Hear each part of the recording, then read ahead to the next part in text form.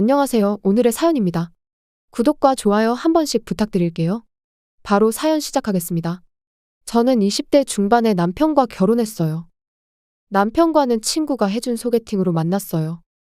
첫 소개팅이라 긴장했지만 남편이 쉴 새 없이 말을 계속해줘서 어색하지 않게 시간을 보낼 수 있었어요.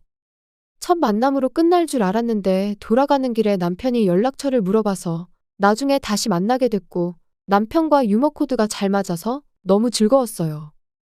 그 후로도 몇 차례 데이트하면서 우리는 사귀게 되었어요. 둘 다 아직 20대 중반이었기 때문에 저는 아직 결혼 생각이 없었지만 남편은 빨리 결혼하고 싶다는 말을 자주 했어요. 그리고 실제로 사귄 지 반년 정도 지났을 때 청혼을 받았어요. 저는 사귄 지 반년 만에 결혼하기에는 조금 이르다고 생각했지만 남편과 함께 있는 시간이 즐거웠고 함께 있을 때 너무 다정다감해서 이 사람이라면 즐거운 결혼 생활을 할 수 있을 것 같아서 승낙했어요. 주변에서 걱정을 많이 했는데 그런 것들을 무시하고 결혼을 하게 됐어요. 그리고 이때의 판단을 결혼하자마자 후회하게 되었어요. 여보, 나 이제 나가는데 밥 다 먹고 나면 밥그릇은 싱크대에 넣어놔줘. 그렇게 남편에게 말한 날, 집에 돌아오니 식기가 식탁 위에 그대로 놓여 있었어요. 저녁 식사 때도 오늘 생선이야? 고기가 먹고 싶었는데. 일하느라 피곤한데 체력 보충을 시켜줄 생각은 안 하는 거야?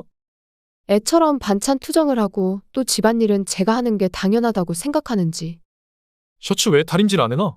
출근할 때 매일 빳빳하게 다림질된 셔츠를 꺼내 입는 게 로망이었는데. 라며 매일 저에게 이런저런 요구를 했어요.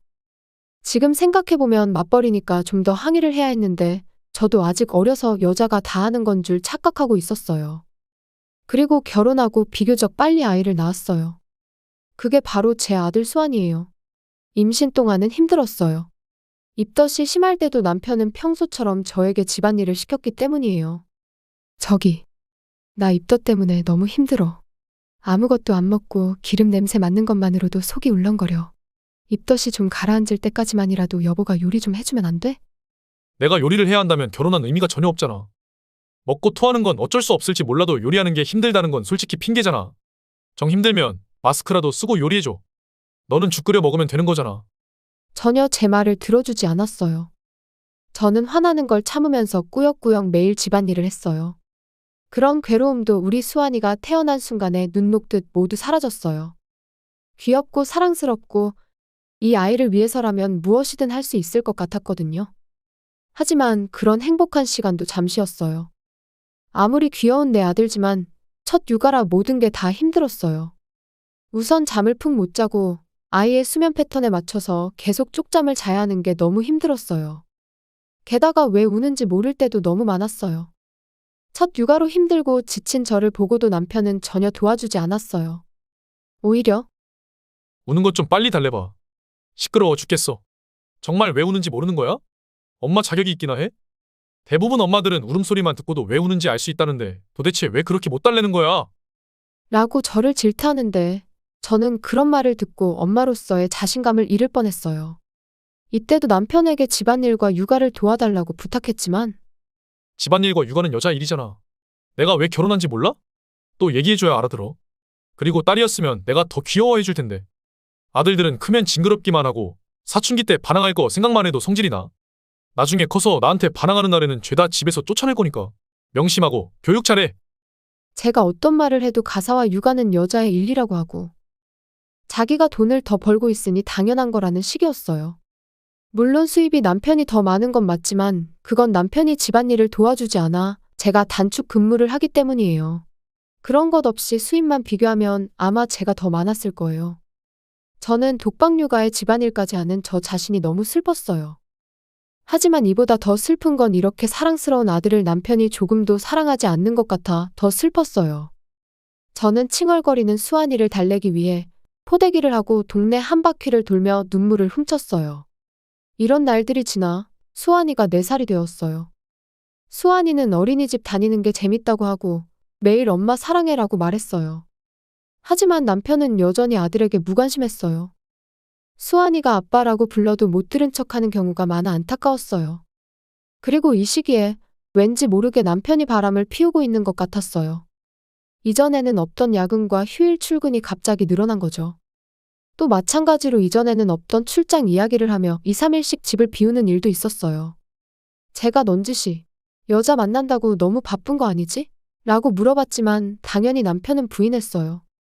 저는 남편이 계속 수상한 행동을 한다면 미행이라도 해야 하나 생각하고 있었어요. 그런데 이 시기에 아들의 건강이 안 좋아지기 시작했어요. 자주 열이 나고 감기 같은 게 걸리면 도통 잘 낫지가 않았어요. 그래서 남편의 외도 의혹에 대해 생각하거나 움직일 시간도 없었지요. 당연하겠지만 남편은 아들의 간호에는 관심도 없었고요. 오히려 아들이 감기 기운이 있으면 감기 옮으면 곤란하니까 나는 친구 집에서 잘게. 라고 말하고 나가버리는 거예요. 어차피 친구 집에 안 가는 거 다 알아. 속으로는 이렇게 생각했지만 아까도 말했듯이 그런 것들에 매달릴 수 있는 상황이 아니었어요. 이후에도 아들의 건강 상태는 계속 안 좋아졌어요. 이때 아들이 5살 되었을 때인데 병원에서도 조금 이상하다고 해서 정밀 검사를 하게 되었어요. 주치의인 이정혁 선생님으로부터 검사 결과가 나왔다는 전화가 왔고 가급적이면 부모님께서 함께 와서 이야기를 들어줬으면 좋겠습니다. 남편에게 함께 가보자고 했지만 귀찮아. 네가 가서 들은 걸 말해주면 되잖아. 라는 말만 되풀이했고 어쩔 수 없이 저는 혼자 병원에 가서 이야기를 들었어요. 주치의 선생님 말을 듣고 저는 머리를 한 대 맞은 듯한 충격을 받았어요. 소아암이 발견되었다는 거예요. 저는 눈앞이 캄캄해졌어요. 왜 하필이면 우리 아들에게. 더 이상 아무 생각도 할 수 없었고 그 자리에 주저앉은 저를 주치의 선생님께서 다독여 주시고 진정시켜 주셨어요. 앞으로 수환이는 치료를 열심히 해야 해요. 어머니께서 아주 힘드시겠지만 슬픈 표정을 짓고 있으면 수환이가 더 힘들어해요. 저는 이 말을 듣고 정신이 번쩍 들었어요. 그래. 슬프고 우울해도 참아보자. 수환이를 꼭 낫게 해야지. 그리고 저는 집에 돌아와 남편에게 들은 이야기를 전했어요. 과연 아들이 소아암이라는 걸 알게 되면 남편이 변할까? 함께 최선을 다해보자고 말하겠지? 그러나 제 기대는 허무하게 무너졌어요. 남편은 생각에 잠긴 얼굴로 한마디를 했어요. 미안한데 나는 자신이 없어. 우리 이혼해. 그리고는 이혼 신고서를 제 앞에 내밀었어요. 저는 지금 무슨 일이 일어나고 있는지 이해할 수 없었어요. 뭐? 무슨 소리야? 병원에서 부모님 보고 함께 오라는 건 큰일이라고 생각했어. 뭔가 큰 병이라도 걸렸을 거라는 느낌이 들었지. 예상했던 대로 단순한 게 아니었네. 솔직히 너랑은 이미 이혼하고 싶다는 생각을 하고 있었어. 결혼하고 나서 나한테 집안일 하라느니 육아 함께 하자느니 잔소리했잖아. 애가 있으니까 이혼만은 참고 있었는데 암이면 치료한다고 해도 살 수 있는 가망성이 거의 없잖아. 그거 내 사인은 해놨으니 나머지 작성해서 제출해줘. 그렇게 말하고는 얼른 침실로 가버렸어요. 저는 그 이혼 신고서를 앞에 두고 몇 시간 동안 그 자리에서 움직일 수 없었어요. 지금까지 가사와 육아의 비협조적이었던 것은 그래도 참을 수 있어요. 하지만 이번 일은 참을 수 없었어요. 다만 암에 걸린 아들을 나 혼자서 키울 수 있을까? 부모님은 멀리 떨어져 살고 있고 아직 직장도 다니고 계신데 내가 일을 하면서 수환이 뒷바라지해야 하는데 저는 막막해서 눈물이 멈추지 않았어요. 게다가 수환이에게 안 좋은 일이 생긴다면 저는 살아갈 자신이 없었어요. 그런 생각을 하고 있을 때 자고 있던 아들이 깨어났어요. 저는 서둘러 눈물을 닦아냈어요. 수환아, 왜 일어났어? 화장실 가고 싶어? 엄마, 무슨 슬픈 일 있어? 어디 아파? 이번엔 내가 엄마 안 아프게 해줄게. 저는 아들을 불안하게 하지 않기 위해 눈물을 닦다가 눈물이 멈추지 않아 아들을 껴안았어요. 저는 소중한 아들을 위해 굳게 마음을 먹었어요. 그 다음 날 남편은 작별 인사도 없이 짐을 싸서 떠났어요. 그리고 그로부터 10년의 세월이 흘렀어요. 제가 마트에서 장 보고 있는데 드디어 찾았네. 라는 목소리가 들렸어요. 돌아보니 거기에는 10년 전보다 더 늙어 보이는 건 당연하겠지만 어딘지 모르게 지쳐 보이고 옷차림도 초라해 보이는 전 남편이 있었어요. 갑작스러운 상황에 제가 놀랐는데 전 남편은 아랑곳하지 않고 계속 말을 이어갔어요. 계속 찾고 있었어. 집도 이사한 것 같고 넌 SNS도 전혀 안 하잖아. 친구들한테 물어보니 이 근처에 산다고 해서 이마트에 올 거라 생각하고 계속 기다리고 있었어. 그래서 갑자기 무슨 일인데? 아무리 전 남편이라고 해도 너무 남처럼 대하는 거 아니야? 지금 혼자 살지? 어차피 너 같은 애랑 결혼할 멍청한 놈은 없을 테고. 지금쯤이면 수환이도 하늘나라로 갔을 것 같은데. 나랑 다시 시작하자. 아직 우린 30대니까 아이 한 명 더 낳을 수 있어.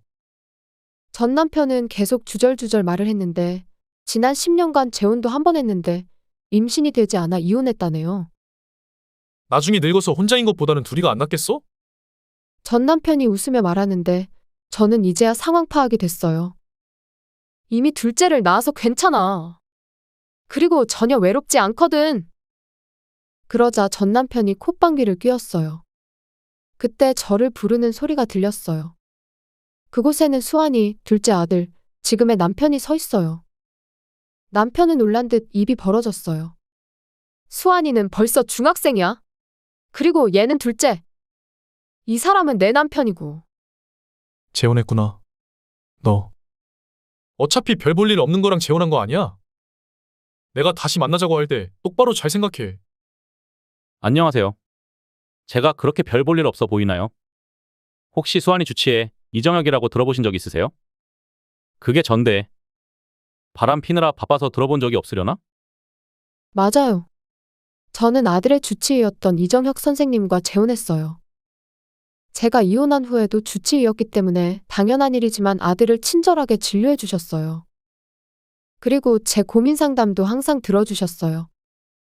그런 다정한 모습에 호감이 생겼지만 의사와 환자 보호자라는 관계 때문에 그런 말을 꺼낼 순 없었어요.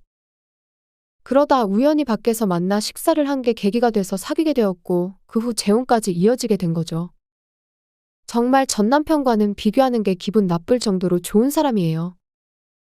게다가 남편이 열심히 치료해줘서 아들의 암도 완치되었고요. 그래서 지금은 또래 아이들처럼 건강해요. 남편은 그 자리에 주저앉아 고개를 떨궜어요. 의사와 재혼이라니. 그러다 고개를 들어 수환이를 쳐다봤어요. 수환아. 아빠 기억하지?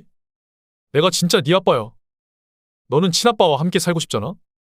그치? 엄마가 재혼해서 어쩔 수 없이 살고 있는 거잖아. 어서 말을 해봐. 아저씨가 누군지 몰라요. 다만 어렸을 때 집에서 아무것도 안 하고 저와 엄마를 슬프게 했던 삼촌이 있었다는 건 기억해요. 제 아빠는 옆에 있는 이분이 아빠예요. 알겠어요? 과거의 한 짓을 부끄럽게 생각해야지. 다음에 또 나타나면 경찰 부를 겁니다. 우리는 발길을 돌려 고개를 숙이고 있는 전 남편을 뒤돌아 떠났어요. 그 후의 일이에요. 전 시부모님이 우리 아들과 다시 만나줄 수 있겠냐는 전화가 와서 알게 된 건데 전 남편이 저와 재결합하려는 이유는 오로지 돈 때문이었던 것 같아요. 직장도 좋고 집도 부유하니 어떻게든 도와줄 수 없겠니? 라는 이야기가 대부분이었고 당연히 거절했죠. 전 남편은 이혼하며 생긴 위자료와 사업 실패로 인한 빚 때문에 굉장히 힘들어한다고 했어요. 저는 저와는 상관없는 일입니다. 하고 전화를 끊고 차단까지 해버렸어요. 전화를 끊고 거실로 돌아오니 아들과 남편이 걱정스러운 표정으로 저를 바라봤어요. 저는 잘못 걸린 전화라고 둘러대고 다시 평온을 되찾았어요. 지금의 저는 이렇게까지 행복해도 되는 건가 싶을 정도로 하루하루가 너무 행복해요. 게다가 저는 아직 30대라 사랑하는 남편과 함께 한 명 정도는 더 낳아볼까? 하는 생각을 하며 남편의 품에 안겨봅니다. 시청해주셔서 감사합니다. 그럼 다음 영상에서 다시 뵙겠습니다.